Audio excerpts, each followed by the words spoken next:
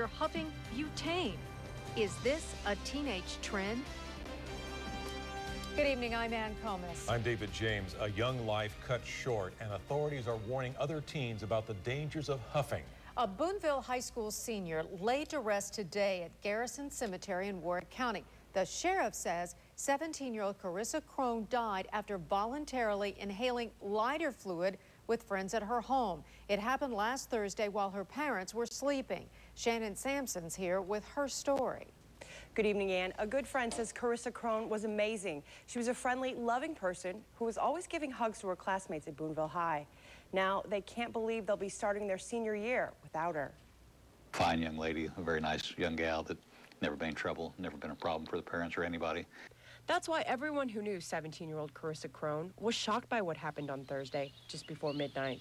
First responders answered a 911 call to find the teenager unconscious at her home north of Tennyson. There were other teenagers at the scene as well, and the initial investigation revealed that the victim in this case had been ingesting butane, substance commonly used to refill cigarette lighters. This is something I wasn't familiar with, for as the potential for abuse. It's the first time he's aware of it, but it's not the first time that things like this have happened. Warren Marr is the local spokesperson for a national effort called the Community Crusade Against Drugs. He shows parents everyday household products that are potential inhalants, paints, markers, computer duster, and ways to tell if they're being misused.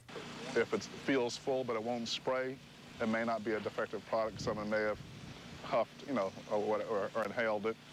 Or if you notice you're going through chemicals, whether it's a liquid or spray or whatever, they seem to be disappearing faster than what might make some common sense of use, then that may be a sign maybe you need to look further.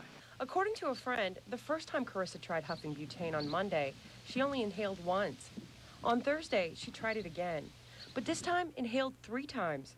She passed out and later died at the hospital. The coroner says the cause of death was suffocation. This one death is, whether it's 1 or a billion, it's one too many. Sheriff Hammond says his DARE officer will likely focus more on inhalant abuse during the next school year. No charges will be filed against any of the teenagers who admitted to being with Crone before she died, since butane is not an illegal substance. Shannon Sampson, 14 News.